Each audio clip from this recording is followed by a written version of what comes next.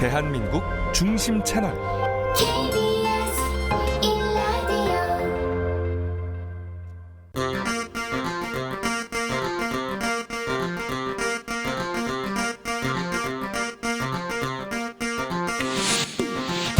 주진우 라이브 스페셜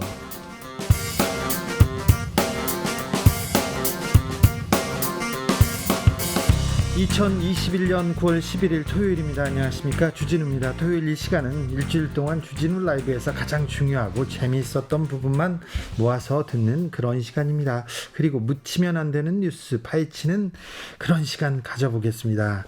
토요일의 기자, 반짝반짝 빛이 나는 KBS 김비치라 기자, 어서 오세요. 네, 안녕하세요. 이번 주에도 이슈가 정말 많아가지고 네. 뭘 뽑아올지 고민이 많았지만 네. 그래도 핵심적인 것들로 가져왔습니다.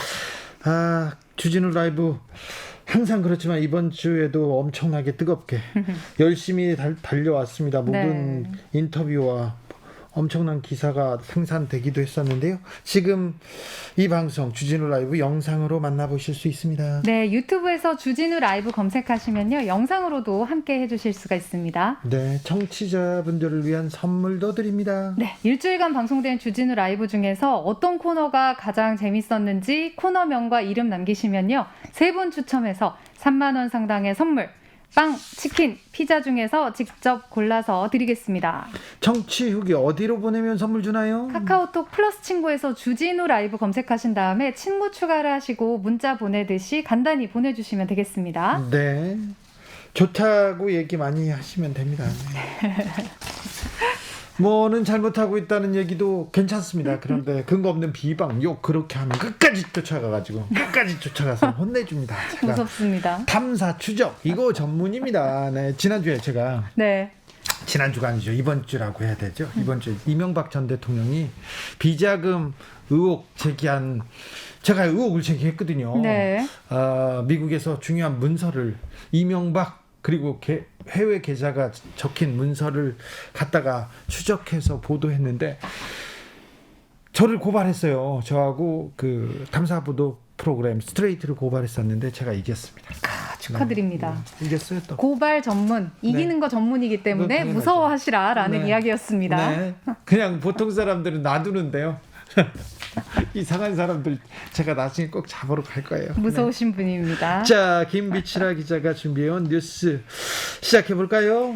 네, 오늘은 중고차 얘기를 하려고 합니다. 네. 중고차라는 단어 들으면 벌써부터 안 좋은 경험, 기억 떠오른다 하시는 분들이 꽤 많더라고요. 중고차 시장에서는 이런 말이 있습니다. 아버지도 속이는 게 중고차 시장이다. 그러니까 이게 중고차를 한 번이라도 사거나 팔거나 아니면 가보신 분들, 중고차 시장에 가보신 분들에게는 늘 여러 가지 기억들 중에서 나 이런 것까지 있었어 라는 분들이 되게 많으실 텐데요. 제가 박근혜 전 대통령 비자금을 쫓아다닐 때 네. 중고차 시장에서 만나자는 거예요. 약간 무서운데요? 중고차 시장에서 만나자고 하는데 너무 무서운 거예요. 이렇게 들어가는데 아니요, 거기 아니고 그 뒤로요. 거기 가서 전화했더니 아니 거기 말고 그 뒤에요. 영화 계속 같은데요? 이렇게 해서 들어갔더니 거기서 만나는 거예요. 너무 무서웠어요. 너무 무서웠어요. 이런 안 좋은 기억도 또 있으시군요. 네, 있었습니다. 그 재판에서도 제가 또 이겼습니다. 박근혜 축하드립니다. 대통령이 고발한 재판에도 제가 이겼는데 그 중고차 시장에 갔을 때 그 괴기스러운 기억을 얘기를 해가지고 류승환 감독이 네. 영화 베테랑에서 저 지금 그 말씀 드리려고 했어요. 네, 첫 장면에 이렇게 중고차 얘기 나오죠. 그렇죠. 네. 거기서 나왔어요. 사실 중고차를 판매하시고 거래하시는 분들 중에서는 당연히 정직하게 거래하는 분들이 훨씬 많겠지만 많습니다. 중고차 매매와 관련돼서 사기 경험을 당해본 적이 있다라고 그런 하는 사람도 사람들이 많습니다. 벌써 31%에 달하고요. 네. 10명 중에 8명은 중고차 시장이 굉장히 불투명하고 낙후됐다 이렇게 얘기를 하고 있어요. 네. 그래서 최근에 국내 대기업의 중고차 매매 시장 진출이 굉장히 핫 이슈가 됐었는데 네. 이게 2년 정도 넘게 제자리에 있다가 최근에는 정부 여당이 진출 필요성이 있겠다라고 해서 합의를 시도했지만 지난달 31일 결국 불발되고 말았습니다. 결국 무산됐습니까? 보통 요즘에 이제 카카오를 포함해서 큰 기업이나 플랫폼들이 신규 시장에 진출을 한다라고 하면 여론이 굉장히 안 좋은데 이번에는 아니 진출을 했어야지. 대기업 제발 좀 진출해달라라는 시민들의 여론이 계속되고 있기 때문에 이건 기존 중고차 시장 이대로 둬서는 되겠느냐라는 얘기가 계속해서 나오고 있습니다. 중고차 시장을 개방하면 기존의 중고차 그 매매상 업자들은 조금 피해를 보더라도 소비자들이 보호받을 수 있지 않을까 하는 사람들이 네. 그렇게 생각하는 사람들이 많습니다. 그리고 가장 대표적인 피해 사례가 바로 허위 매물입니다. 경기도가 도 차원에서 중고차 사이트 31곳에서 매물로 나온 3천여 대를 임의로 추출해서 실제 이 자동차 등록된 것인가 원부와 대조를 했더니 허위 매물이 95%. 그러니까 그 매물을 보고 중고차 시장에 가면 그 차 말고요. 그게 좀 이상하고 이 차로 와보세요라고 얘기를 하는데 이게 단순히 차량을 허위로 보여주는 것이 아니라 실제 지난 2월 같은 경우에는요. 한 60대 남성이 이런 허위 매물 때문에 중고차 매매상을 만났다가 중고차를 사라고 협박당하고 감금을 당해서 목숨을 끊은 사건까지 있었습니다. 네. 그러니까 정상적인 거래가 이루어지지 않고 있는 곳들이 분명히 존재한다는 것이죠. 허위 매물이 95%라고요? 네. 그렇게요? 99%겠지. 그런 사람들이 많습니다. 그런데 가서 중고차 업자한테 아니 이거는 온라인에 떠있는 사진하고 다르지 않습니까? 얘기하는데 그렇게 항의를 할 수 없게 저 구석으로 끌고 가고 저 구석으로 끌고 가는데 그 메커니즘이 보통이 아니에요. 영화 같아요. 그러니까요. 한 번이라도 좀 경험을 해보면 굉장히 중고차를 사러 갔다가 내가 사는 사람이 아니라 굉장한 스트레스를 받고 돌아온다라고 경험한 사람들이 실제 비율상으로 많기 때문에 오죽했으면 이제 시민단체 연합이 대기업에게도 중고차 시장을 개방하자라고 서명운동을 받기 시작했는데 뭐 한 달도 안 돼서 10만 명을 돌파했다고 합니다. 그렇게 된다면 소비자들이 보호받을 수 있을까요? 그러니까 소비자들이 오죽하면 이럴까라는 얘기를 하고 있습니다. 사실 지금 우리나라에서 대기업이 중고차 시장에 진출하지 못한 건요. 지난 2013년부터 5년간 이 중고차 매매업이 중소기업 적합업종이 되면서 대기업이 진출을 못했는데 기한이 만료된 뒤에도 기존 업계가 대기업 안 된다라고 해서 현상 유지가 되고 있는 상황입니다. 그렇다 보니 10년 정도가 되니까 기존에 있던 업체들은 한정적이고 소규모고 강매까지 이뤄지는 한정된 시장입니다. 그래서 대기업들은 우리가 진출을 하면 우리는 브랜드를 내걸고 하기 때문에 소비자들 보호할 수 있다 주장을 하는 것이고 소비자들도 혹시 달라지지 않을까 기대를 하는 건데 일단 대기업 입장에서 봤을 때도 사업성이 분명히 있다는 거죠. 그럼요. 신차 파는 것보다 중고차 한 대 파는 게 훨씬 마진이 높다고 업자들은 얘기합니다. 그런데 또 중고차는 사고 팔잖아요. 네. 두 번 파는 거잖아요. 그러니까요. 그리고 이게 저도 처음 알았는데요. 지난해 국내에서 거래된 중고차 건수가 258만 대인데 이게 거의 10조 분량이고 같은 기간 국내에서 팔린 신차보다 1.3배 이상이 많대요. 네, 그러니까 요즘 중고차 거래 자체가 굉장히 활발한 상황인데 중고차 거래를 하게 되면은 보험 같은 것들도 연계할 수 있어서 대기업은 사업성이 있다고 보고 있고 특히 수입차 브랜드는 이미 국내에서 중고차 시장에 개입을 하고 있는데 국내의 대형 완성차 5개 업체는 아니 수입차도 하는데 우리는 언제까지 안 되느냐라는 입장을 결국 제시를 하고 있습니다. 네, 그 말도 일리가 있네요. 그런데 말씀하신 것처럼 과연 대기업이 진출했을 때 소비자가 기대하는 것처럼 나아질 수 있을까라는 의구심을 사실 계속 가질 수 있어서 대기업 입장에서도 소비자와 상생할 수 있는 뭔가 획기적인 것을 내놓고 협상을 해야 하는데 지금 미국 같은 경우 여러 업체들이 우리나라처럼 한 10년 정도만 해도 거의 뭐 중고차 시장이 엉망진창이었대요. 그러니까 허위 매물들부터 시작해서 수리를 안 해놓고 수리했다고 팔고.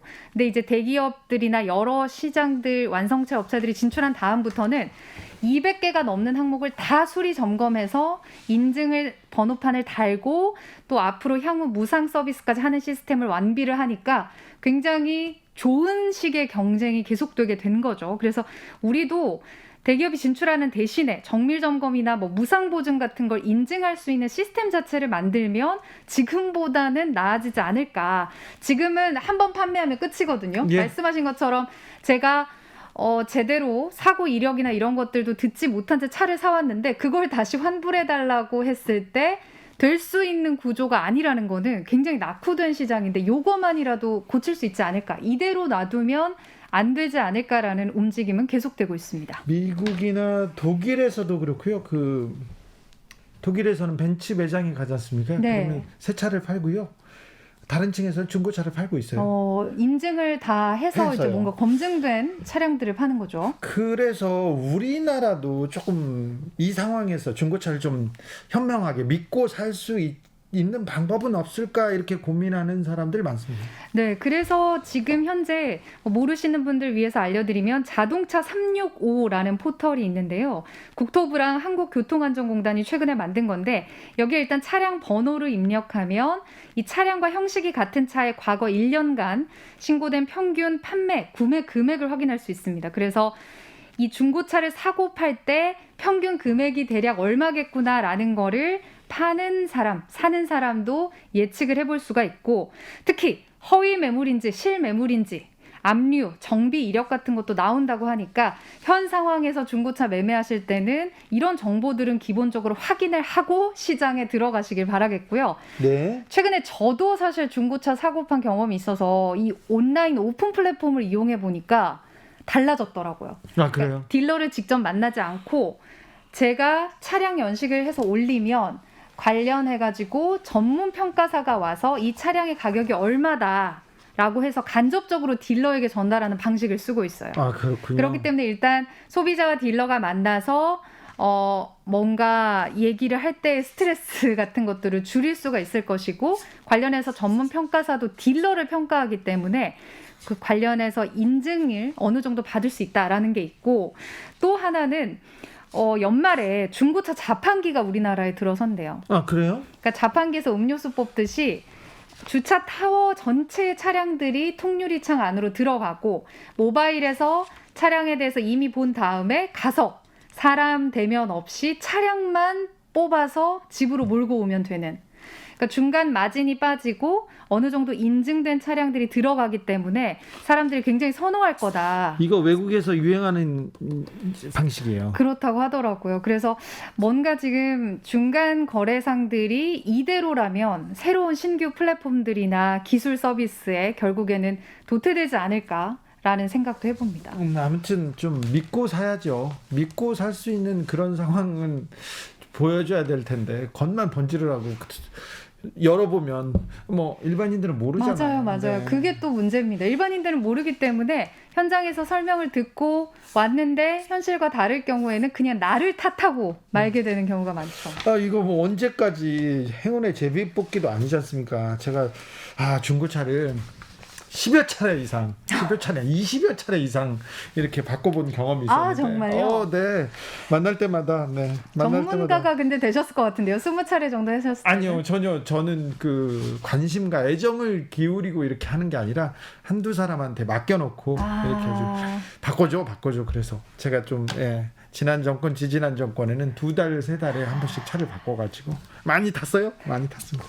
중고차 좀 믿고 탈 수 있게, 믿고 살 수 있게 그렇게 좀 해주세요. 그 시스템 도입해야죠. 이제 그런 상황을 소비자들한테 줘야죠. 언제까지 호구라는 단어와 중고차, 맞아요. 불신이란 단어와 중고차 이렇게 매치되게 만들 겁니까? 이런 상황은 좀 여기서 끝을 내야 됩니다. 다음으로는 어떤 소식 준비해 오셨어요? 네, 지난달 26일에 입국해서 지금 진천에 있는 아프가니스탄 특별 기여자들 기억하고 계시죠? 네, 기억합니다. 잘 지내고 계신지 음식이 입에 맞지 않을 텐데 좀 잘 계실지 걱정이 됩니다. 이제 자가격리를 마치고 지난 9일부터 이제 야외 활동을 시작했는데요. 앞으로 6주 동안 더 머물면서 사회 적응 훈련을 하신다고 해요. 그러니까 네. 사실 한국의 연고가 아예 없고 문화도 너무 이질적인 상황에서 지금 이분들이 고통을 피해서 이곳에 왔는데 아시겠지만 이분들을 머물도록 한 충북 진천군의 결정, 국민들에 대해서 뭐 엄청난 응원들이 또 이어졌죠. 그래가지고 돈벼락 맞게 하자면서 진천에 있는 그렇죠. 그 특산품 돈줄 계속 났죠. 네, 사주기 운동하고 뭐 이장님 훌륭해요. 뭐 계속 이렇게 했었지 않습니까? 네, 진천 군민들은 또 이렇게 수용만 하는 것이 아니라 뭐 여러 가지 물품들, 그다음에 각 지역에서 나는 농산물들도 이제 계속해서 아프간인들에게 후원을 하는 그런 모습을 보여주고 있는데, 최근에 진천 중앙교회 교인들의 특별한 나눔이 있어서 소개를 하려고 합니다. 아프간인들을 위해서 써달라면서 성금 300만 원을 기탁했다고 하는데요. 네. 이게 이제 액수를 떠나서 어떤 의미가 있냐? 2014년에 이 교회 교민들이 성지순례를 갔다가 이집트에서 이슬람 무장단체 자살폭탄 테러로 신도 1명이 사망했고 30여 명이 부상을 입어서 아이고. 지금까지도 뭐 트라우마나 신체적 장애에 시달리고 있다고 하는데요. 이 교회에서 이제 종교를 떠나서 이런 고통받는 사람들 없어졌으면 좋겠다라고 해서 십시일반 도와서 300만 원을 기탁을 했다고 합니다. 이게 또 믿음이고 이게 사랑의 실천이죠. 그렇죠. 이게 진짜 종교의 의미겠죠. 그렇죠. 이 진천 중앙교회 교인들 정말 훌륭하십니다. 근데 우리나라 좀 특별한 교인들, 믿음 있다는 사람들 왜 그렇게 차별을 계속 목 놓아 부르짖으면서 이슬람은 안 된다 이런 얘기를 계속 해서 하고 있는데, 그런 목사람 분들 부끄럽지도 않은지 참. 아무튼 국민들이 따뜻한 마음을 진천으로 그리고 아프간 특별 기여자들한테 보내고 있습니다. 네, 이게 정말 우리 국민들의 어떤 따뜻한 소식, 그러니까 정말 안타까운 소식에 화력을 집중하면 얼마나 대단한 건지를 보여주는 또 하나의 사례가 되는데, 앞서 말씀하신 것처럼 진천군에서 운영하는 진천몰이라는 지역 농수산물 그런 판매 사이트가 있어요. 여기 같은 경우는 수익을 전액 생산자에게 돌려주는 그런 사이트인데, 전국에서 이 돈줄 내자라고 해서 주문이 이어져서 한때 이제 판매가 중단이 됐다가 그래요? 다시 열렸더니 6일 동안 1억 원어치가 판매가 됐대요. 평소보다 얼마나 많이? 이게 평소보다 7배나 많은 주문이 이어지고 있고, 예. 해외 배송이 안 됨에도 불구하고 해외 교민들까지 진천 지역 여러분의 감사함에 도움이 되고자 한다면서 계좌 이체로 지금 돈을 보내는 일들까지 일어나고 있다고 하는데요. 물건을 안 사고 돈만 보내는. 근데 실제 지금 대한적십자사에 문의를 하면 혹시 이제 이 아프간인들에게 도움을 주고 싶다라고 하면 물품 기부가 실제 되고 있고요. 현재 대한적십자사 법무부가 현장 지원, 의료 지원을 맡고 있어서 여러 기업들에서도 구호 물품들이 전달이 되는 중이라고 해요. 그러니까 우리나라는 정말 안타까운 소식들도 많지만 훈훈한 소식이 한번 전해지면 그러면 응원하고 싶다라는 분들이 얼마나 많은 건지를 알 수 있어요. 정이 많아요. 정이 많습니다. 그래서 정을 나눠서 이렇게 사랑의 온도를 조금씩 그렇게 올리는 그런 세상으로 만들어 가고 있습니다. 역시 우리나라 사람들 정말 따뜻한 마음씨. 네. 존경심이 듭니다. 자, 여러분께서는 지금 주진우 라이브 스페셜을 듣고 계십니다. 주진우 라이브 스페셜. 주진우 라이브 스페셜 김비치라 기자와 함께하고 있습니다. 주진우 라이브 스페셜 본격적으로 하이라이트 장면 다시 듣기 시작해 보겠습니다. 네, 이번 주에도 정말 많은 이슈들이 있었는데요. 그중에서도 단연 압도적으로 관심을 끌었던 날 바로 수요일이었죠. 고발 사주 의혹. 당사자인 김웅 의원 그리고 윤석열 전 총장이 기자회견을 잇따라서 연 날이었는데, 네. 윤석열 캠프의 김병민 대변인이 때마침 이슈 티키타카에 복귀를 한 날이었습니다. 네. 그래서 최진봉 교수님과도 함께 우리가 기자회견 후기를 즐겁게 나눠봤는데요. 네. 정말 그날 두 번의 기자회견이 있었고 또 각각에 대한 평가들도 화제였기 때문에 뭐라고 얘기를 하실지 기대가 됐었는데, 김병민 대변인이 일단 엄청나게 많은 것들을 쏟아내시고, 네. 최진봉 교수님은 계속 들으시면서 약간 웃었던. 웃으면서 골리시는 그런 느낌이었어요. 네. 김병민 대변인 윤 총장의 기자회견 사이다였다고 이렇게 막 얘기를 하면서 달변이지 않습니까? 얘기를 계속 이어가는데 계속 얘기하면서 얼굴이 좀 어두워지더라고요. 그러니까 주진우 앵커께서도 계속 놀리시다 보니까 네. 계속 이제 김병민 대변인은 윤 전 총장의 이런 것들이 오히려 사이다였고 이런 식의 비언어적 커뮤니케이션 자체가 결백하다는 걸 보여주는 거다라고 얘기를 하셨지만, 반면에 이제 최진봉 교수 같은 경우는 이런 식으로 화를 내는 것 자체는 사건 해결에 도움도 안 되고, 특히 이제 그날 굉장히 이슈가 됐던 거는 아무래도 윤 전 총장이 메이저 언론을 거론을 하면서 언론에서도 이 이슈를 뜨겁게 다루면서 좀 얘기가 많이 나왔었죠. 네. 제가 김병민 대변인한테 그렇게 물어봤어요. 캠프에서 다 회의를 해서 정제된 언어로 짧게 입장을 발표하자고 했는데 윤 전 총장이 그냥 혼자 나갔죠? 이렇게 물어봤는데 절대 그런 건 아니라고 했는데 끝나고 네. 나가면서는 부인하지 않더라고요. 그래서 윤 전 총장이 많은 것을 쏟아놨는데 굉장히 많이 책을 잡히거나 트집 잡히기 좋은 얘기를 쏟아놨는데 메이저 언론 발언은 실책이었죠. 그렇죠. 사실 이게 만약에 캠프에서 다 정제된 어떤 메시지 속에 있었다면 그것도 문제이기 때문에 아마 김병민 대변인 그렇게 얘기를 하실 수밖에 당연히 없었던 상황인 것 같은데 네.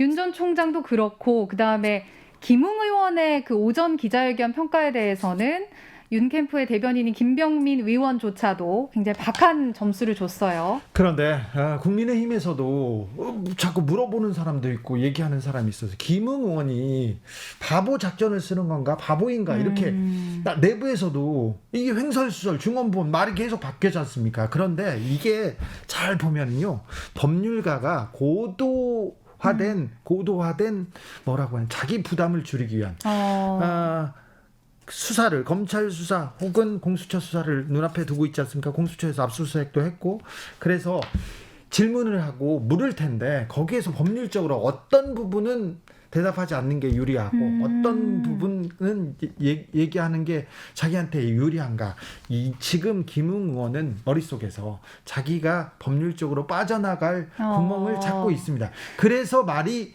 좀 바뀌고요. 말이 선택적으로 기억하지 못하고 있는 것이 보입니다. 그래서 이 부분에 대해서는 국민의힘 내부 특별히 윤석열 캠프에서는 굉장히 조금 화가 나 있는 상태예요. 그러니까 이제 김웅 의원이 이날 기자회견을 하기로 했다면 명확하게 얘기를 해줄 수 있는 부분이 있었음에도 불구하고 기억이 난다와 나지 않는다 정도로밖에 얘기를 안 한 것에 일반 이제 시민이 봤을 때는 저 얘기를 하려고 정말 기자회견을 자청했을까라고 했는데 전문적으로 보면 또 그렇지 않다. 네. 그리고 김웅 의원이요. 제보가 쏟아졌고 그때는 정신이 없었다고 얘기했는데 뭐 선거판에 뛰어들었기 때문에 정신은 없을 수는 있는데 제보가 그렇게 쏟아질 자리는 아닙니다. 뭐 우리 제보 받는 사람들 입장으로 봐도 제보가 오더라도 이런 제보는 잊어먹지 않아요. 그런데 선택적으로 그래서 중언부언 인터뷰를 많이 했어요. 많이 했는데 말을 꺼낼 때마다 이상했는데 기자회견 한번 함으로써 이 논란을 없앨 것이다 이렇게 얘기했는데 논란을 더 키웠어요. 그래서 김웅 의원은 아무튼 자기 살 방법을 찾는다 이렇게 보이고 윤석열 후보는 나와서 그냥 화를 많이 내다가 갔다 이렇게 오히려 전공법으로 나는 결백해 그래서 강공으로 가겠다고 했는데 오히려 논란을 좀 더 키워주는 그런 상황이었고요. 이 고발 사주국은 당분간 계속될 거예요. 네. 더 자세한 이야기가 궁금하실 겁니다. 여러분을 위해서 수요일에 방송된 이슈 티키타카의 하이라이트를 이어서 듣고 오겠습니다. 큐! 윤석열 후보가 기자회견을 했는데 왜 이렇게 잔뜩 화가 나셨어요? 사이다 기자회견 아닙니다. 오늘 오전에 있었던 고구마 기자회견에 맞서서 오후에 있었던 전격적인 사이다 기자회견. 김병민 대변인. 속 시원하게. 근데 속 시원하다면서 얼굴이 왜 이렇게 어두워. 네. 얼굴이 어둡습니다. 그러니까 아니 좀 차분하게 하라고 제가 몇 번을 얘기했거든요. 김병민 대변인한테도 그렇게 화내지 마라. 아니, 오늘도 화를 내. 교수님 너무 윤석열 후보 편들지 마세요. 편들면 안 돼요. 네. 아니 어쨌든 오늘 얘기하면서 저는 이제 화를 내고 막 이렇게 언성 높이는 건 전혀 도움이 안 돼요. 네. 그다음 두 가지 저는 오늘 이제 들으면서 실망했던 게 두 가지였다. 일단요, 그러니까 본인의 억울하게 주장하는 건 알겠어요. 네. 주장할 수 있다고 봐요. 네. 저는 이제 그걸 저는 이게 의혹이 있다고 보지만 그럼에도 불구하고 본인 입장에서 억울함을 표현할 수는 있는데 그렇다고 해서 공익 제보자를 막 그렇게 공익 제보에 대해서 까란 표현 안 썼죠. 어쨌든 공개해라 누구냐 이렇게 얘기를 해버리면 공익 제보 제도 자체가 엄청나게 문제가 되는 것처럼 문제가 될 수 있고요. 그럼 공익 제보를 누가 합니까? 공개하라. 제가 보니까 윤 후보는 아시는 것 같아. 여러분 다 아세요 이렇게 얘기했잖아요. 네. 기자회견 하면서 저는 모르는데 누군지. 아시잖아요, 다. 저는 이게 모릅니다. 이 공익제보 얘기 하나만 할게요. 일단은 김웅 의원의 기자회견을 통해서 오늘 아침에 많은 것들을 보여줬는데 네. 어제부터 언론 보도됐을 때 김웅 의원이 본인이 건넨 사람이 있는데 네. 이 사람이 누군지 알려지면 이제 큰일 난다. 네. 발칵 뒤집혀진다. 뭐 황당한 등등 캠프에 있다. 막 이런 얘기들을 얘기들. 했으니까 거기에 대한 내용을 바탕으로 많은 사람들은 의구심을 품을 수밖에 없는 것이고 그 정도로 정치에 깊게 개입돼 있는 사람이라면 이를 두고 우리는 공익제보라고 할 수 있겠는가? 그분 스스로가 직접 나와서 사실에 대한 진실을 규명할 필요가 있다는 겁니다. 만약 말씀하신 것처럼 누군가가 내부에서 공익을 바탕으로 하기 위한 제보였다면 당연히 공익제보자를 보호받아야 되는데 김웅 의원의 주장처럼 이 사람이 특정 캠프에 있다거나 정치적으로 깊게 개입돼 있다면 대한민국 대통령 선거를 흔들 수 있는 중차대한 범죄가 될 수도 있습니다. 그렇기 때문에 여기에 대한 김웅 의원의 언급을 바탕으로 주장한 내용들을 그러니까 그것도 검찰이 수사를 통해서나 판단을 통해서 하면 이해가 돼요. 근데 본인이 이제 억울하다고 해서 공익제보에 대해서 다 공개해서 얘기하라고 그러면 공익제보 원래 의도는 뭔가 비리가 있거나 문제가 있는 걸 본인이 발견했을 때 본인이 불이익을 당하지 않고 그걸 제보하는 거잖아요. 지금 이제 윤 후보 측에서는 그렇게 얘기할 수 있어요. 그건 이해를 하겠는데 그렇다 하더라도 그럼 공익제보자가 이렇게 나왔을 때 모두 다 그렇게 몰아붙이면 어떻게 공익제보를 할 수 있겠어요. 그러니까 그건 수사를 통해서 밝혀져야 돼요. 본인도 휴대전화는 다 제출했다잖아요. 그러니까 검찰에서 조사해서 공익제보인지 아닌지를 확인하고 그게 문제가 있으면 공개하겠죠. 그런데 후보가 나서서 그렇게 얘기하는 것은 공익제보 자체에 대한 부정처럼 들릴 수 있어서 저는 부정확하다고 생각을 하고 그건 적절하지 않다고 생각을 하고 또 하나 인터넷 신문이라고 자꾸 그 신문을 폄훼를 해요. 그러니까 물론 인터넷 신문과 기성 언론의 차이에 대해서 뭐 우리가 얘기할 수는 있겠지만 문화체육관광부에 등록해서 언론으로서 역할을 하고 있는 언론에 대해서 인터넷 신문이니까 믿을 수 없다는 식으로 자꾸 몰고 가면 다른 인터넷 언론 모두 다가 그러면 다 그런 거냐. 그러니까 언론은 언론으로서의 역할을 하는 거예요. 그게 문제가 있다면 그 논리적으로 거기에 대한 문제를 제기할 수는 있지만 메이저 언론이 아니고 인터넷 언론이기 때문에 그건 문제가 있다. 그건 신뢰할 수 없다. 이렇게 몰고 가는 건 잘못됐다고 저는 봐요. 저는 윤석열 후보가 뭐 후보의 말이 맞다면요 화가 날 만한 일이라고 봐요. 그런데 제보자가 국민의힘 관계자잖아요. 그리고 지금 관련자도 김웅, 손준성 검사고 김웅 의원이지 않습니까? 네. 저는 이 사람들한테 화를 내야 된다고 생각해요. 김웅 의원이 명확하게 밝혀줘야 되는데 계속 기억이 안 난다고 하고 손준성 모르는 일이라고 하고 제보자는 국민의힘 관계자지 않습니까? 요거를 말씀 주셨던 내용이 정확하고요. 네. 그래서 오늘 후보가 나름대로 격정적인 어조로 얘기했던 건 본인의 억울함에 대한 화가 아니라 여기에 대한 내용은 주권자인 국민의 판단을 흐리게 만든 정치 공작 행위에 나서고 이 정치 공작 행위를 통해서 괴문서라고 불리우는 내용들을 바탕으로 정치 공세에 근거 없이 나서는 정치인들에 대해서 얘기를 하는 겁니다. 아니 그러니까 네. 지금 민주당이나 그 여당 쪽에다만 화를 내더라고요. 그렇지 않습니다. 예, 그러니까 이 모든 상황에 대한 언급들을 쭉 하고 있는 것이고요. 예. 말씀하셨던 것처럼 김웅 의원이 오늘 오전에 조금 국민들한테 속 시원한 얘기를 하지 못했지 않았습니까? 예. 이런 내용들을 분명하게 밝힐 필요가 있는 것이고 그렇죠. 손 검사 같은 경우는 스스로가 사실을 부인하고 있어요. 네. 그럼 중요한 건 우리가 하다못해 작은 보도를 하더라도 이 문건의 진위가 무엇인지가 확인이 돼야 보도가 가능한 것 아니겠습니까? 뭐 그게 이 기본이죠. 문건의 진위가 확인되지 않으면 확인되지 않는 문건으로 말미암아 있게 되는 굉장히 장황한 얘기들을 소설처럼 쓰게 되는 상황들이 나타나게 되죠.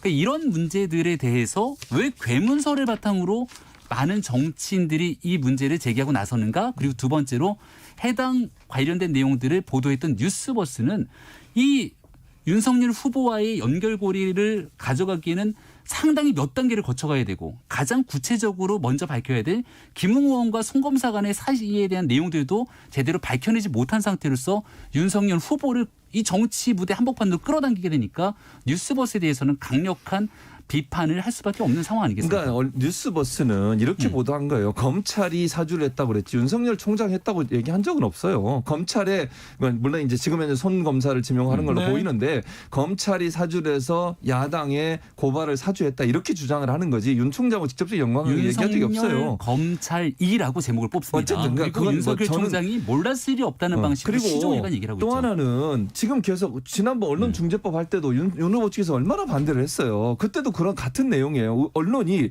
모든 걸 전체적으로 다 수사를 해가지고 수사권이 없기 때문에 모든 사실을 다 알고 나서 의혹을 제기할 수는 없어요. 상당히 믿을 만한 사실이 있다고 하면 의혹을 제기해서 제기할 수 있는 거잖아요. 그건 윤 후보 측도 저를 인정한다고 생각해요. 네. 그렇다고 하면 지금 나와 있는 사진이든 그다음에 텔레그램의 어떤 대화 내용이든 사진이 여러 장 있고 또 판결문 같은 경우는 개인의 개인정보가 들어있는 판결문이 있잖아요. 그럼 상당히 믿을 만한 근거라고 볼 수 있다고 봐요. 기자 네. 입장에서는. 그 의혹 제기하는 건 언론의 역할인 거잖아요. 권력기관에 대해서. 제가 대한민국에 있는 많은 기자분들이랑 지금 소통을 많이 하잖아요. 다들 어떻게 이렇게 기사를 쓸 수 있지라는 생각을 많이들 얘기를 합니다. 이유는 뭐냐면 일단 출처불명의 괴문서예요. 그리고 여기에 대해서 단순하게 손준성 보냄이라고 하는 문자가 적혀 있지만 그럼에도 불구하고 이 문서를 손준성 검사가 작성했거나 손준성 검사를 통해서 왔거나를 확정할 수는 없습니다. 근데 김웅 의원이 거의 뭐 시인을 했지 않습니까? 근데 김웅 의원 얘기를 하니까 말씀을 하는데 김웅 의원의 통화 내용이 2번 있지 않습니까? 김웅 의원의 대화 내용을 지켜보면서 되게 답답해요. 말이 계속 이쪽에서 저쪽으로 왔다 갔다 합니다. 여기에 대해서 준 적이 없다고 얘기를 하고 본인이 작성했다고 하다가 나중에는 받은 거를 갖기도 하고 말이 막 왔다 갔다 하지 않습니까? 윤석열 후보는 아무 관계가 없다고 했는데 그 다음날 전화해서는 갑자기 엉뚱한 얘기를 하고 그러니까 그러면 이 내용에 대해서 발언의 일관성이 없는 거잖아요. 윤석열 후보 측에서 김웅 의원한테 사실규명 촉구하고 고발하고 막 그러면 그렇게 해야지. 네, 오히려 그러면 유승민 후보의 대변인으로 있는 김웅 의원에 대해서 또 내부적으로 문제를 일으킨다고 할 수 있는 소지들이 있기 때문에 사실 앞서가는 대권주자 입장에서 당 내에 있는 사람들에 대한 발언 한마디 한마디가 참 조심스러운 건 어쩔 수 없는 일입니다. 자 정치인 김병민한테 묻겠습니다. 김병민 네. 김병민 그 대변인. 대변인이고 정치인은 태도가 거의 많은 거를 좌우하지 않습니까? 그런데 오늘 기자회견 보고 다 문자가 어떻게 오냐면요. 3716님께서 화내는 것이 요즘 정치 트렌드입니까? 얼마 전 사퇴한다는 의원도 엄청 화내는 거 보셨잖아요. 얘기하고 6333님께서 검사티 났어요. 검사티가 지도자가 돼야 될 분이 검사티 난다는 얘기 계속하고요.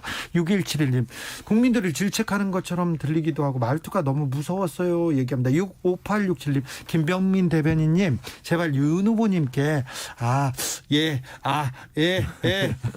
사임말 좀 하지 말라고 해주세요. 정말 듣기 어색합니다. 이렇게 하는데 화를 참지 못하는 자가 리더라고 할 수 있는지 무슨 일만 하면 화를 내는 집안이 잘 돌아갈까요? 7849님도 얘기했습니다. 예, 여러 의견들 저희가 다 잘 경청해야 되는 게 맞다고 생각하고요. 주신 의견들 잘 새기겠습니다. 다만 기자회견하는 과정이 이렇게 쓰여진 문구를 다 갖고 들어가서 차분하게 읽고 나올 수도 있어요. 네.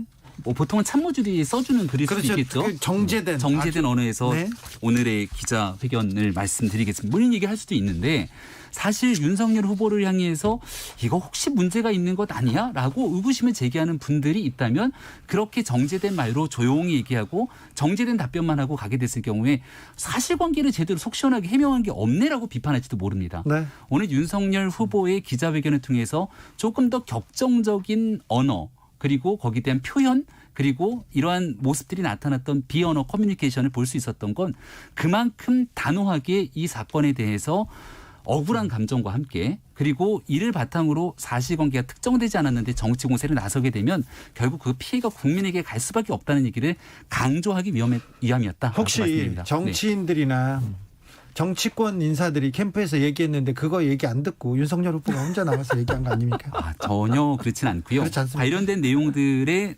있는 것들을 거의 그대로 다 얘기했습니다. 지금 오늘 네. 본 게 네. 윤석열의 본모습이 윤석열 스타일입니다. 그래서 문제라는 거예요. 그러니까 지금 김병민 대변인 말처럼 그게 그러니까 어느 정도 뭐랄까요 유리한 상황이 될 수도 있어요. 그런데 네네. 지금 상황은 아니라고 생각해. 그러니까 무슨 말이냐면 지금 나와서 그렇게 격정적으로 얘기하는 게 억울함의 표현일 수도 있지만 어찌 보면 사람들은 검사 윤석열에서 바뀐 게 없네 이런 비판을 할 수도 있고 또 하나 오늘 내용들을 보면 구체적으로 어떤 해명을 하는 것보다 문서 자체를 모두 다 괴문서로 정의를 해버리고 그 자체가 무조건 잘못됐다고 정치 공작이라고 몰아붙이고 그리고 나서 보도한 언론에서는 인터넷 매체라고 폄훼하고 그리고 아까 말씀드린 것처럼 이제 공익제보자에서 다 공개하라고 얘기하고 이런 식으로 얘기하면 국민적 공감대를 얻어낼 수 있겠냐는 거예요, 제 말은. 네. 4188님께서 추미애 전 장관도 화내고 짜증 많이 냈어요 얘기하시고요. 3230님 괴문서요. 그럼 조선중앙동아가 했으면 인정합니까? 아니요. 그렇지는 않겠죠. 6111님께서 윤석열 후보 좋은 얘기도 좀 해주세요 얘기합니다. 논란을 돌파하는 호연지기 이런 거. 네. 뒷번호도 좀 불러주세요. 몇 번 얘기하셨나요? 6111님께서 하셨습니다. 훌륭하십니다. 네, 훌륭하시네요. 아니 이렇게 생각하는 사람도 있어요. 그리고 네. 윤석열은 다르다. 다르게 정면 돌파한다. 이렇게 보는 사람들도 있지 않습니까? 여기에 확실히. 대해서 만약 주춤하는 모습을 보이거나 네? 사건에 대해서 피해가는 모습을 보였다면 반대적으로 아까 말씀드렸던 그런 우려들을 제기하는 사람이 많을 겁니다. 지금 저는 여권의 정치 공세를 보면서 제일 안타까운 게 항상 나오는 게 몰랐을 리 없다. 그랬을 것이다에 대한 가정법, 관심법으로 일관하게 되거든요. 이런 방식으로 정치 공세하잖아요. 지금 나오고 있는 수많은 보도 가지고 혹시 청와대에 나오고 있는 범죄 행위들 아니 각 부처에 나오고 있는 범죄 행위대로 맨날 문재인 대통령에서 몰랐을 리 없다. 대통령이 각성하고 해명하라. 이렇게 정치를 해야 됩니다. 그런 정치 하지 말자고 어느 정도 얘기하고 있는 거잖아요. 지금 대통령 선거 국면에서는 사실관계에 근거해서 앞으로 좀 밝은 모습들 보여드리기 위해서 저희도 노력하고 싶은데 네. 그 내용들을 한번 정치 공세를 끊어주기 위한 일환으로 오늘 강조된 모습을 보여드렸다고 근데 생각합니다. 저는 이렇게 생각해요. 김병민 대변인 지금 입장이 바뀌어서 저런 건데 반대로 한번 생각해 볼게요. 만약 민주당이 후보한테 이런 일이 있었다. 국민의힘이 이보다 제가 볼 땐 더 심하게 했을 거예요. 만약에 그렇다고 하면. 그러니까 이게 지금 이제 김병민 대변인 입장에서야 당연히 윤석열 캠프 입장에서는 그런 억울함이 있을 거라고 생각은 해요. 사실관계는 아직 확인이 안 됐으니까 검찰이 수사하고 또 이제 대검이 진상조사하고 감찰에서 어떤 경우가 나올지는 지켜봐야 되겠지만 그렇다고 해서 이건 모두 다 정치 공작으로 일방적으로 몰아갈 수는 없다고 저는 생각해요. 그러니까 의혹은 생긴 거고 의혹에 대해 상당히 믿을 만한 여러 가지 자료들이 나온 상태예요. 아까 제가 말씀드렸지만 판결문 같은 경우는 일반인은 볼 수도 없는 내용이에요. 그런 내용이 같이 첨부돼 있다고 하는 것은 이게 뭔가 사실관계에 가깝지 않겠다는 의혹이 생길 수밖에 없어요. 거기에 대한 논리 정연한 해명이 필요하다고 저는 보는 거예요. 근데 윤석열 네. 캠프에서 이 사건이 터졌고 이게 뉴스버스도 뭐 민주당이나 야권 성향의 매체라고는 볼 수 없고요. 그다음에 예. 중간에 등장인물도 김웅 의원 그리고 제보자도 국민의힘 사람이고 이거 당내에서 권력 투쟁하러 윤석열 후보를 좀 누르기 위해서 지금 당내 권력 투쟁으로 보고 있습니까? 아니면 이거는 어떻게 파악하고 있어요? 당내 권력 투쟁이라는 것은 전혀 상상하기 좀 어려운 측면이라고 보고요. 지금 김웅 의원 스스로가 얘기하지 않았습니까? 제보자가 누군지 밝혀지게 되면 황당한 캠프 운운했기 때문에 그 사실이 분명히 드러날 것이다. 근데 황당한 캠프를 또 얘기하지도 못했어요. 그게 김웅 의원이 조금 더 솔직하고 자신 있게 얘기를 했으면 어땠을까. 저는 오늘 아침 기자회견을 보면서 이런 생각을 했어요. 공익제보를 보호해야 되지 않습니까? 하지만 지금은 김웅 의원이 전달한 사람과 그 전달을 받은 사람이 공익제보를 했다는 것을 같이 연결질 수 없습니다. 김웅 의원은 스스로를 보호하기 위해서 공익제보를 누군지는 모르겠고 그 사람을 보호해야 될 필요는 있으나 내가 전달한 사람은 이 사람이다. 라고 왜 얘기를 못했을까라는 생각이 들어요. 그리고 나서 이 얘기를 하지 못했는데 어제 수많은 매체와 인터뷰를 토대로 아까 말씀드렸던 이 사람 밝혀지면 큰일 나는데 등에 대한 언급이 이곳저곳에서 나오니까 의구심은 더 증폭될 수밖에 없고요. 성공회대 신문방송학과 최진봉 교수, 이분 연예인 아닙니다. 방송인 아니고요. 교수님이세요. 최진봉 교수, 그리고 김병민 국민의힘 윤석열 캠프 대변인과 함께한 하이라이트 부분 다시 듣고 오셨습니다. 김비치라 기자, 이 방송 풀 버전이 제맛입니다. 김병민의 숨소리 그리고 최진봉의 웃음소리가 곁들여야 더 재미있습니다. 유튜브 팟캐스트에서 주진우 라이브 검색하시고요. 9월 8일 수요일 1, 2부를 이어서 들으시면 됩니다. 코너 클립이 따로 준비가 되어 있습니다. 주진우 라이브 스페셜 김비치라 기자와 함께하고 있습니다. 다음 장면은 어떤 장면이요? 네, 이번 주 핫 이슈였던 고발 사주 의혹의 당사자 열린민주당 최강욱 대표와도 또 저희가 직접 얘기를 나누어 봤는데요. 네. 당사자이기 때문에 어떤 부분에 대해서 어떤 식으로 평가를 할지가 굉장히 궁금했는데 여러 질문을 또 던지셨고 네. 강하게 답변을 또 해주셨죠. 여기서 여러 얘기를 했는데 최강욱 대표의 말 중에 귀 기울여야 되는 부분이 뭐냐면 손준성 검사가 결코 능력이 떨어지거나 아둔하지 않다. 그리고 곧 상황 판단을 할 것이다. 이렇게 나오는데 검사가 네. 자료를 만들어 가지고 야당 의원한테 줬다. 그리고 자기한테 준다고 했다. 심판하고 한 팀하고 만났어요. 심판하고 한 팀하고 만나서 언제 어디에서 항의를 하면 거기서 페널티킥을 주겠다. 이렇게 그냥 좀 비유할 수도 있는 부분인데 네. 만약에 검사가 수사 내용이나 관련 당사자만 아는 내용을 뺏어줬다면 굉장히 큰 문제가 됩니다. 이 손준성 검사한테. 근데 손준성 검사가 내가 혼자서 독단적으로 막 했어요. 이렇게 끝나지 않을 거라는 얘기를 이렇게 했습니다. 자, 이번 주에 김웅이 자기 말이 바뀌면서 자기 방어에 나서는 것을 보셨어요. 그렇죠. 김웅 의원이. 그리고 손준성 검사는 어떻게 할 건지 보입니다. 손준성 검사가 또 중요한 부분은 나는 고발장을 작성하지 않았다만 얘기하고 있어요. 손준성 검사가 고발장을 접수하지 않았을 거예요. 접수하거나 만들지 않았을 거예요. 왜 그러냐면 차장검사예요. 엄청 높은 사람이야. 누굴 시켰을 겁니다. 거기에 전달자로 지금 손준성 검사와 정점식 옛날 검사 출신 의원까지 나왔습니다. 그러니까 검찰에서 누가 어떻게 만들어졌고 이게 어떻게 넘어갔는지 이거를 규명해야 되는데 앞으로 이 고발사주옥은 여기 가서 보면 됩니다. 그래서 손준성이 어떤 얘기를 하는지 입장이 바뀌게 돼 있어요. 요 얘기하고요. 그 다음에 이 검사와 야당 간의 야합. 여기는 또 선거 개입까지 갈 수도 있고 그렇죠. 이거는 뭐 국기문란이라고 주장하는 사람이 또 있으나 검사가 야당 편을 들어가지고 선거에 나섰다고 하면 이건 엄청난 사건이기 때문에 이 부분 흘러가는 부분으로 가야 됩니다. 여기를 지키고 보고 있으면 그 다음에 이게 윤석열과의 관계 아니면 아니면 야당과는 어떤 관계 여기까지 갈 건데 이 부분에 대해서 얘기를 하고 싶은데 손준성 검사하고 최강욱 대표하고 잘 아는 사이에요. 네. 이 말을 하고 싶은데 다는 할 수 없기 때문에 또 당사자기 때문에 그래서 입을 닫고 있는 게 보였습니다. 그걸 캐치해서 듣는다면 고발사주 의혹이 어떻게 흘러가는지 아실 수 있습니다.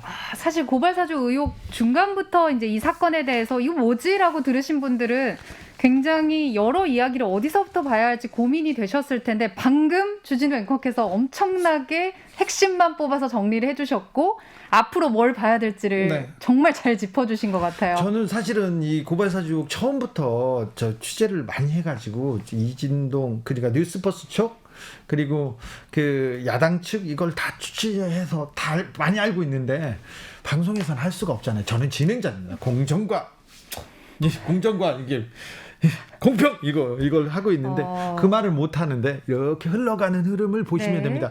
고발사주 관련돼서 굉장히 많은 기사가 쏟아지고 있는데 주진우 라이브에서 중간중간에 핵심을 탁탁 짚고 있습니다. 이거는 정치 공작이라고 보기보다도 야당을 공격하려는 여당의 노림수라기보다는 국민의힘 내부에서 권력 다툼에서 발생됐다는 부분에서 가장 중요한 기사가 나왔었고요. 주진우 라이브에서. 네. 그다음에 그 이후에도 가장 중요한 맥을 주진우 라이브에서 짚고 있습니다. 고발사주 너무 어렵다 복잡하다 그럼 다른 거 듣지 마시고요. 여기로 오세요. 이거 들으시면 됩니다. 실제 제 주변에서는 고발사주 의혹 뉴스를 중간에 한번 본 어떤 일반 제 친구들은 아니 근데 그런 거 할 수도 있는 거 아니야? 네. 가끔 있는 일 아니야? 라고 얘기를 하기도 해요. 그런 일이 있었어요. 지금껏 있었으나 그런 일이 드러난 경우는 없었어요. 그런데 김웅 전 검사 지금은 국민의힘 의원입니다. 그리고 막역한 또 손준성 검사라는 사람 간의 관계에서 이 관계가 그냥 드러났어요. 그 국민의힘 내부자의 제보에 의해서 그리고 국민의힘에서 지금 계속해서 역학관계 사실은 지금 경선 과정입니다. 네, 그렇죠. 홍준표, 윤석열, 유승민 여러 사람들의 이 사람들은 어찌 보면 그 여당 후보가 문제가 아니라 야당에서 그렇죠, 먼저 지금은. 이겨야 되거든요. 그래서 이 싸움이 굉장히 치열하기 때문에 이런 사실이 몇 가지 드러난 겁니다. 지금까지 있었으나 결코 밝혀지지 않아야 할 일들이 지금 계속 밝혀지고 있습니다. 저번에도 이제 말씀을 나눴지만 실제 이 경선 과정이 너무 치열하기 때문에 일반 국민들이 접근하기 어려웠던 어떤 사건의 실마리 같은 것들이 나오면 대세를 바꿔버릴 수도 있고 또 이런 일들이 실제 있었단 말이야 라고 하는 것들이 있는데 네. 특히 이번에는 검찰에 대한 국민의 여론 그리고 이제 공수처도 들어서고 국민들의 관심도가 높기 때문에 이게 단순히 뭐 정치 의혹이다 공작이다라는 정도로 끝나지 않을 거라고 많이들 얘기를 하고 있습니다. 그렇습니다. 2007년이었습니다. 박근혜 이명박의 경선에서 엄청난 일들이 쏟아졌어요. 그 모든 그 상대방에 대한 의혹 제기는 그때 이명박과 박근혜 캠프에서 쏟아냈습니다. 그때 민주당에서는 이 내용을 가지고 사실관계 파악지도 못했어요. 나중에 보니까 사실이네 이 얘기를 했었는데, 그리고 그 2012년 대선 때도 비슷한 일이었어요. 그런데 이번에도 보면 이 그 국민의힘의 내부 경선에서 이 그 내부 후보들 간의 검증이 지금 본격화됐다, 이렇게 보시면 됩니다. 이 상황이, 고발 사주 의혹이 어떤 후보한테 어떤 영향을 미칠지 그걸 놓고 보시면 편하게, 그리고 향후를 정확하게 예측하면서 보시게 될 겁니다. 네, 주진우 앵커의 강력하고도 핵심적인 요약을 들으신 뒤에 더 자세한 이야기, 바로 이 파일을 들어보시면 재밌게, 즐겁게, 또 아주 핵심만 쪽쪽 뽑아서 이해가 되실 겁니다. 목요일 훅 인터뷰 하이라이트 부분을 이어서 듣고 오겠습니다. 큐! 대표님, 윤석열 고발 사주 의혹 핵심이 뭡니까? 핵심이? 그 검사가 사적 보복을 하면은 깡패라고 했잖아요. 네. 그 본인과 관련된 사안에 대해서 사적 보복을 시도한 것이고 수화를 동원해서, 네. 그것도 야당과 함께 공작을 한 사건이라고 저는 생각합니다. 아, 그렇습니까? 네. 고발장에 대표님 이름을 등장합니다. 그러면 만약에 검사가 야당 정치인한테 이 사람 고발해줘, 그러면 우리가 수사할게, 이렇게 만약에 이게 사실로 드러난다면 이거 법적으로도 큰 문제죠. 당연히 큰 문제일 뿐만 아니라, 네. 그 역사상 그런 전례도 없고, 네. 사실은 상상할 수도 없는 일이잖아요. 네. 그런데 지금 중간 단계에서 내놓는 해명마다 지금 다 거짓말로 드러나고 있어서, 네. 저도 또 그 과중에 또 뭐 당에서는 공식 접수를 안 했다고 하던 분들이 당에서 나온 초안까지도 똑같이 판박이로 베끼기를 한 걸 보고서 정말 경악하고 있습니다. 네. 아직 윤석열 전 총장과 연결고리는 명확하게 드러나지는 않았습니다. 사적, 네. 그런데 그래서 윤석열 후보 측에서는 정치 공작이다, 이렇게 얘기하더라고요. 네. 어떻게 보셨어요? 그 원래 이제 팩트에 대해서 할 말이 없는 사람이 프레임 전환을 위해서 자꾸 정치 공작이라는 어떤 큰 프레임을 제시를 하는 거죠. 그러니까 팩트에 자신이 없으니까 네. 메신저를 공격하는 거, 네. 그다음에 본인들이 새로운 프레임을 만들어 갖고 사람들이 현혹하는 거. 네. 지금 뭐 그런 작전을, 소위 기술을 쓰고 있다고 생각하고요. 네. 그게 이제 먹히질 않죠. 왜냐하면 그 상식이나 또 검찰 내부의 관행이나 일반적인 통념과 워낙 어긋나는 해명들을 하고, 그다음에 본인들 스스로 지금 당 내에서도 서로 말이 다 다르잖아요. 네. 그러니까 이제 그런 과정에서 정치 공작이라고 한다면 정치 공작에 참여할 사람들이 지금 현재 그 드러난 사람들로는 다 당내 인사 아니면은 검사인데, 네. 그게 어떻게 설득력이 있을지 모르겠고, 하다 이제는 제가 최근에 보도를 봤습니다마는 그 문재인 손준성 검사가 최강욱 라인이다, 최강욱이가 심은 사람이다, 네. 여기까지 갔더라고요. 네. 이거는 정말 대단하지 않습니까? 그러니까 네. 얼만큼 궁하고 얼만큼 지금 거짓말을 만들어내는 데 있어서도 체계가 없는지 그거를 입증해주고 있는 것 같습니다. 지난해 8월이었습니까? 미래통합당에서 최강욱 의원을 고발했습니다. 네. 고발되었을 당시에 좀 네. 검찰의 이런 분위기, 이런 상황 예상하셨습니까? 전혀 몰랐죠. 전혀 몰랐고, 중간에 이게 10월 14일인가가 아마 공소시효 만료되는 날이었을 거예요. 예. 근데 그때 제가 한창 국정감사가 진행 중이었거든요. 네. 그때 있는 동안에 느닷없이 문자를 받고 알았고, 그 전에 한번 무슨 저희 비서관한테 연락이 와가지고 이건 뭐 별거 아닌데 고발장이 들어와서 그냥 이 입장에 관한 뭐 해명문 하나만 써주십시오, 뭐 그게 다였거든요. 네. 근데 그러고서 제 기억에 한 달도 안 된 것 같은데, 그러고서 국정감사 중에 같은 자리에 있던 우리 동료 박상혁 의원이 저한테 그 기소됐다는 기사가 담긴 링크를 보내줘가지고 네. 밤 늦은 시간에 처음 알았는데, 네. 뭐 참 너무 어이가 없더라고요. 네. 황당했죠. 당에서 써주는 고발장, 그리고 직접 나중에 김웅 의원이 전달한 고발장에 최강욱 네. 대표의 주민번호가 다 틀려 있다, 네. 이 얘기는 뭔가요? 원래 제 주민등록번호가 있지 않겠습니까? 예. 근데 그 주민등록번호가 그 실제 생년월일과 다른 게 앞자리 번호입니다. 네. 원래 앞자리 6자리는 생년월일이잖아요. 예. 그런데 제 실제 생년월일이 적혀 있는 유일한 데가 제 기억에 제가 그렇게 써서 제출한 데가 법조인 대관이거든요. 네. 그러니까 이제 법조인 대관을 보고 작성할 수 있는 법률가가 그걸 쓰지 않았을까 하는 것이고 예. 공교롭게도 제 주민번호만 틀린 게 아니라 역시 법조인 대관에 주민번호와 다른 실제 생년월일이 기록되어 있는 우리 황희석 변호사님의 경우에도 네. 역시 주민등록번호 앞자리를 틀렸거든요. 예. 그래서 이거는 뭐 이제는 법조인 대관을 참조해서 쓴 걸로 볼 수밖에 없는 것 같고 또 법조인 대관을 통해서 어떤 사람의 신원을 제일 처음 검색하는 게 법조인들의 오래된 습관이기 때문에 네. 이거는 검사가 이걸 작성했다는 유력한 정황 증거가 아닌가 하고 생각합니다. 어제 김웅 의원 기자회견 보셨습니까? 어떻게 보셨습니까? 저는 기자회견을 직접 보지는 못했고 예. 나중에 이제 기사나 또 짧은 동영상들을 통해서 봤는데 그 내용이 없는 하나만한 기자회견인데 본인한테는 되게 절실했던 것 같더라고요. 그 네. 절실함의 이유는 네. 어차피 이건 수사가 될 것이고 본인이 관여한 거, 그러니까 손준성 검사가 보낸 거 사실 자체는 지금 부인할 수가 없잖아요. 예.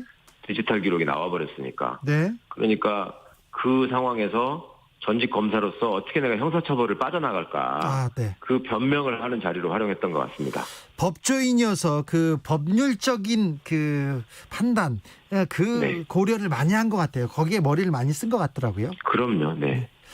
손준성 선택적 기억이 계속 등장하잖아요. 그렇죠. 어떤 부분은 기억하고 어떤 부분은 못 네. 하고요.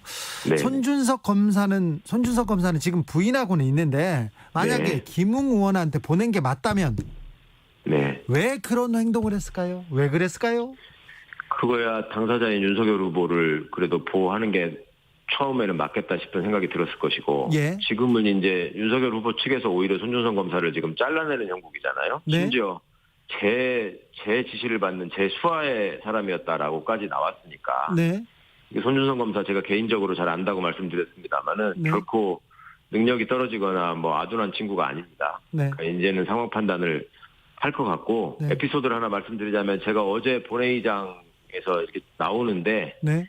우리 국민의힘 쪽 의원 두 분이 저한테 오셔가지고 이걸 어떻게 하려고 손준성 검사가 이게 아니라고 부인하고 있는지 모르겠다라고 네. 오히려 걱정들을 하시더라고요. 디지털 기록이 남았을 텐데 네. 그 정도로 답변을 대신하겠습니다. 9663님께서 검찰 관련 수사는 지금껏 시원스럽게 해결된 것을 본 적이 없습니다. 핸드폰 교체 아니면 분실, 증거 은폐도 일반인보다 훨씬 잘하더라고요. 대검의 검찰의 수사 제대로 이루어질 수 있을까요? 예, 다들 그렇게 걱정하시는 마음 당연하시고요. 네. 그것 때문에 이제 공수처도 저희가 출범시키고 한 건데 네. 무엇보다도 제보자가 본인의 휴대폰을 지금 제출했다고 하지 않습니까? 예, 예. 그러니까 거기에서 죄송합니다. 거기에서 상당 부분의 증거가 나올 것이고 네. 그걸 근거로 대검 감찰부는 내부의 여러 가지 흔적들을 많이 확인하고 있을 것이고 확인됐을 거라고 믿고 싶습니다. 네. 아직까지 뭐 검찰을 불신할 수 있는 그 정황은 제가 아직 발견하지 못했고요. 저도 법사위원회 한 사람으로서 계속 주목하고 있습니다. 예. 그리고 과거와 달리 검사들이 제 식구 감싸기 알아서 덮기로 지금 끝날 수 없는 장치들이 마련돼 있으니까 한번 좀 지켜보시는 게 좋을 것 같습니다. 손준성 검사는 부인하고 있지만 아무튼 뭔가를 작성해서 김웅 의원한테 줬고 김웅 의원은 당에다 줬고 정점식 의원이 고발장 초안을 또 당무감사실에 넘겼다. 여기까지는 좀 윤곽이 드러나는 것 같습니다. 그렇습니다. 이게 법사위에 있던 우리 장재원 의원께서 김웅 검사한테 전달했을 리가 없다라고 주장하시면서 네. 그거를 전달하려면은 정정식 의원이 훨씬 더 가까운 사이고 법률지원단장인데 거기다 주지 왜 김웅 후보한테 줬겠냐 이렇게 말씀하셨는데 네. 그 말씀대로 이제 딱 드러났으니까 예.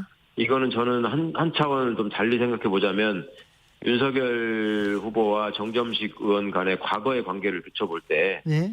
그쪽 라인을 통해서 직접 넘어갔을 가능성도 저는 있다고 봅니다. 김웅 아니, 의원을 통해서가 아니라. 근데 김웅 의원도 전달했다고 했잖아요. 그렇습니까? 저 그건 못 봤네요. 김웅 네. 의원도 자기는 받은 내용은 다 전달했다 이렇게 얘기했. 근데 정점식 의원한테 자기가 직접 전달했다는 얘기는 안 했잖아요. 그 얘기는 안 했죠. 그러니까 김웅 네네. 의원 쪽에서도 넘어가고 정점식 의원 쪽에서도 들어오고 그러면 네. 뭔가 거대한 또 움직임이 있었나 이런 또 의심이 당연해 보입니다. 그렇죠. 검찰 가족들이 함께 다 이심전심으로 한마음 한뜻으로 움직이지 않았나 하는 부분까지도 조사를 통해서 확인이 돼야 된다고 생각합니다. 네, 빨리 이게 좀 실체가 규명돼야 대선도 조금 다른 국면으로 넘어갈 텐데요. 어제 대표님 재판 있었습니까? 네네. 재판부가 이 내용 좀 살펴보겠다 이런 보도가 나왔습니다. 네네. 어떻게 살펴본다고요? 재판 초반부터 명확하게 문제 인식을 하고 계시는 것 같았고, 네. 또 재판부가 직접 재판부가 지금 사전에 논의를 하고 들어왔는데 검사에게 꼭 물어볼 게 있다라고 네. 하면서 수사 기록에 있던 고발장 부분을 이렇게 들어서 보이면서 네. 이 고발장은 누가 쓴 거냐라고 그렇죠. 물었습니다. 검사가 뭐라고 했습니까? 근데 그 검사는 기록상으로는 그 무슨 당의 조 무슨 변호사가 예. 고발 대리인으로 와서 진술을 했습니다. 이렇게 얘기를 했고, 예. 그다음에 접수한 사람은 조 변호사가 아니고 무슨 팀장 직함을 갖고 있는 당직자분인 것 같더라고요. 예. 그 부분으로 기록에 나온다. 이 부분까지 확인을 했고, 그래서 재판부는 이 부분에 대한 진상 규명이 필요하고 그게 진행되고 있으니 그것이 확인될 때까지 선거법 사건은 아시다시피 빨리 마무리되도록 하기 때문에 항소심을 3개월 안에 마쳐야 되는데, 네. 이 사건은 국민적 의혹이 커지고 있으니 3개월 안에 마칠 수 없을 것 같다라고 하면서 그 조사 결과를 지켜보겠다는 의미에서 11월로 기일을 잡았습니다. 다음 이 기일. 고발이 어떻게 됐는지 그 시작을 네. 좀 살펴보겠다는 뜻인 것 같습니다. 그렇습니다. 그런데 저는 조금 어제 기자회견을 살펴보면서 지켜보면서 이게 국민의힘 내부에서 있었던 일인데 제보자도 네. 그렇고 뭐 전달 내용도 다 검찰 혹은 국민의힘 내부에서 있었던 일인데 왜 자꾸 여당을 공격하는지, 왜 이게 그 공작이라고 하는지 그 부분이 조금 의아하던데 이 부분은 어떻게 생각하십니까? 그러니까 이제 급하니까 다급하고 그다음에 당사자인 윤석열, 김웅 두 분이 진실을 얘기해줘야지 무슨 대처를 할 거 아니에요. 근데 그렇게 되는 상황이 아니다 보니까 네. 이 말 저 말 그냥 막 내뱉는 것 같고, 그렇게 해서 정치 공작이라고 그냥 던져놓으면 또 그 당의 지지자분들한테는 좀 약간 안심시킬 수 있는 뭐 소재가 되지 않을까, 뭐 그 정도 판단밖에 못하는 것 같은데 연거푸 거짓말이 드러나고 있는 걸 보면 네. 완전히 스텝이 꼬여 있는 것 같습니다. 최강욱 열린민주당 대표와 함께한 훅 인터뷰 하이라이트 부분 다시 듣고 오셨습니다. 김비치라 기자, 이 방송 풀버전은 어디요? 유튜브 팟캐스트에서 주진우 라이브 검색하시고요. 9월 9일 목요일 일부를 찾아서 들으시면 됩니다. 그리고 카카오톡 플러스 친구에서 주진우 라이브 검색하시고 친구 추가하신 다음에요. 재밌었던 코너와 이유 남겨주시면 저희가 뽑아서 상품도 드리겠습니다. 김비치라 기자, 오늘도 수고 많으셨습니다. 고맙습니다. 감사합니다. 주진우 라이브 스페셜 여기서 인사드리겠습니다. 저는 다음 주 월요일 오후 5시 5분에 돌아오겠습니다. 지금까지 주진우였습니다.